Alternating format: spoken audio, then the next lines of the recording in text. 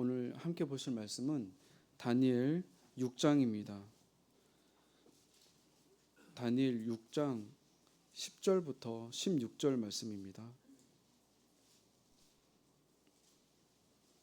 다니엘 6장 10절부터 16절 말씀을 저와 한 절씩 교독하시고 마지막 절 함께 읽겠습니다. 다니엘이 이 조서에 왕의 도장이 찍힌 것을 알고도 자기 집에 돌아가서는 윗방에 올라가 예루살렘으로 향한 창문을 열고 전에 하던 대로 하루 3번씩 무릎을 꿇고 기도하며 그의 하나님께 감사하였더라.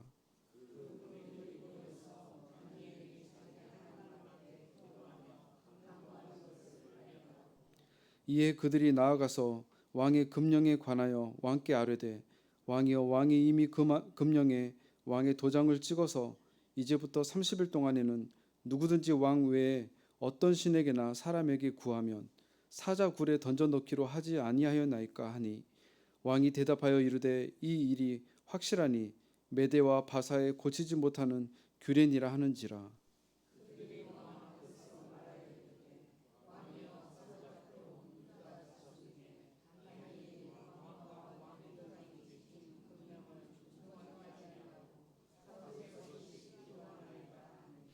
왕이 이 말을 듣고 그로 말미암아 심히 근심하여 다니엘을 구원하려고 마음을 쓰며 그를 건져내려고 힘을 다하다가 해가 질 때에 이르렀더라.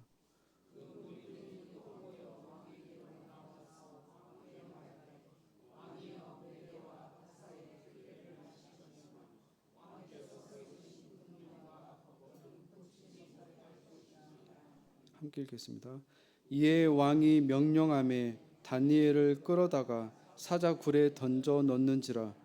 왕이 다니엘에게 이르되 내가 항상 섬기는 너의 하나님이 너를 구원하시리라 하니라. 아멘. 오늘 함께 통독할 말씀은 다니엘 5장부터 8장까지의 말씀입니다.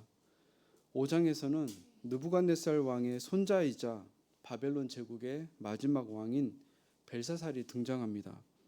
이때 다니엘의 나이는 약 75세 전후로 총리직에서 물러나 있는 것으로 묘사됩니다. 그리고 바벨론의 멸망에 관한 이야기가 전개되는데요. 벨사살의 조부 느부갓네살이 교만하여 하나님 앞에 징계를 당해 7년간 소처럼 풀을 뜯으며 지냈던 역사를 보고도 여전히 하나님 앞에서 교만히 행하는 벨사살 왕과 바벨론의 멸망 이야기가 전개됩니다. 그리고 6장에서 바벨론 이후 메데 바사 다리오 왕 때의 다니엘 사자굴 스토리가 전개됩니다. 그리고 7장 8장에서는 하나님께서 다니엘에게 주신 여러 묵시와 환상들에 대한 말씀이 이제 시작이 됩니다. 오늘 함께 살펴보고자 하는 말씀은 다니엘서에 나온 6개의 신앙 승리 이야기 중 마지막 일화 다니엘 사자굴 사건에 관련된 말씀입니다. 다니엘이 패망국 출신의 포로의 신분으로 이방 땅에서 어떻게 참 신앙인의 삶을 살아가는지를 볼 수 있는 말씀입니다. 바벨론 제국에 이어서 메데 바사 제국에 이르기까지 왕의 총애와 신망을 받는 다니엘을 끌어내리기 위해 주변 신하들의 계략이 하나 모의됩니다. 다른 총리들과 고관들이 다니엘을 제거하기 위해 인간적으로 고안해낸 방법은 30일 동안의 황제 숭배법이었습니다. 그 내면에는 사단이 궁극적으로 노리는 것이 무엇인지를 알 수가 있습니다. 바로 여호와 하나님을 향한 주님의 자녀들의 신앙이었습니다. 이것은 지금 시대에도 동일한 것 같습니다. 세상 직위와 명예, 성공을 추구하게 될 경우 빠지게 되는 올무들이 있는 것 같습니다. 그러한 것들을 붙잡게 되면 우리의 절대신앙을 시험하게 되는 경우가 종종 우리에게 오는 것 같습니다. 어제 말씀과 같이 하나님 앞에 신앙의 신실함과 순결함을 지키기 위해서 내려놓아야 할 것은 과감히 내려놓는 결단이 요구되는 것을 보게 됩니다.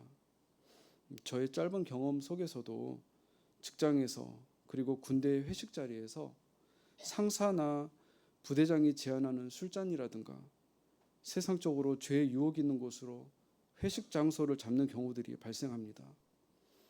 주를 믿는 자의 존엄이 땅에 떨어질 수 있는 장소들이 됩니다.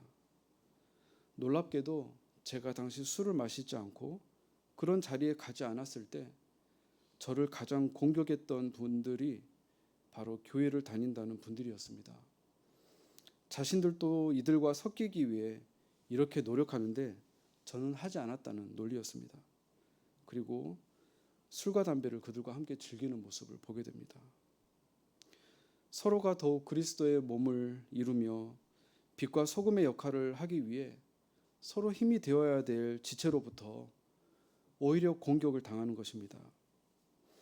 우리에게 진정 의지의 대상이 될 수 있는 분은 누구일까 생각해 보게 되었습니다. 제 경험은 작은 에피소드에 불과할 것입니다. 다니엘의 경우는 하나님 앞에 기도를 하는 것만으로도 사자 굴에 떨어져야 하는, 목숨을 걸어야 하는 상황이었습니다. 그 순간은 자신을 그토록 총애하였던 메대 바사 제국 다리오 왕조차도 다니엘을 구원해 주지 못했습니다. 우리가 세상을 의지하면서 여호와 하나님을 향한 우리의 절대 신앙을 지킬 수 있을까요? 그럴 땐 역시 죽으면 죽으리이다 하는 신앙의 결단이 필요한 것 같습니다. 우리가 그런 결단을 내릴 수 있는 것은 우리의 모든 생사고락을 여호와 하나님께서 주관하신다는 것을 믿기 때문입니다. 다니엘을 보면 바벨론이 붙여준 이름 벨드사살, 즉 바벨론 우상신인 벨 마르두기, 그의 보호자이다 라는 이름이 바벨론의 마지막 왕 벨사살 때조차도 잘 쓰이지 않는 것을 볼 수 있습니다. 다니엘 5장 12절에서 13절 말씀 제가 읽도록 해보겠습니다. 왕이 벨드사살이라 이름하는 다니엘은 마음이 민첩하고 지식과 총명이 있어 능히 꿈을 해석하며 은밀한 말을 밝히며 의문을 풀 수 있나이다. 이제 다니엘을 부르소서. 그리하시면 그가 그 해석을 알려드리이다 하니라. 이에 다니엘이 부름을 받아 왕의 앞에 나오매 왕이 다니엘에게 말하되 내가 나의 부왕이 유다에서 사로잡아 온 유다 자손 중에 그 다니엘이냐. 이렇게 벨사살 왕과 왕비조차도 벨드사살이 아닌 다니엘로 호칭하는 것을 볼 수 있습니다. 메데 바사 제국 다리오 왕도 마찬가지입니다. 다니엘의 뜻이 무엇인지 아시는지요? 하나님은 나의 심판자, 하나님은 나의 재판관이라는 뜻입니다. 우리의 모든 삶의 주관자, 심판자는 오직 여호와 한 분이심을 삶 속에서 고백하며 살아가는 다니엘을 보게 됩니다. 이런 다니엘을 향해 마음이 민첩하다고 표현하고 있습니다. 이것은 행동이 아닌 하나님의 말씀과 뜻에 그의 마음이 민첩하게 반응한다는 뜻이었습니다. 우리의 삶도 이와 같은 영적으로 하나님의 영, 성령님의 뜻에 민첩하기를 소망합니다.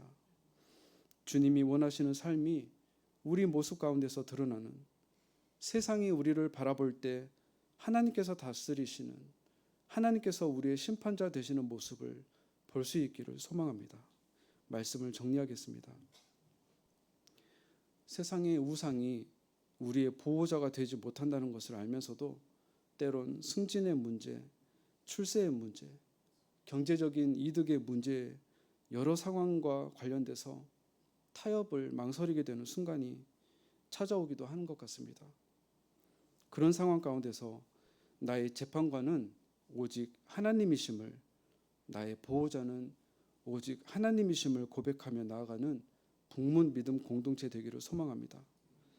이런 신실함으로 어두운 세상 속에서 빛과 소금의 역할을 충실히 감당하는 저와 모든 성도님들 그리고 우리 자녀들 될 수 있기를 간절히 소망합니다.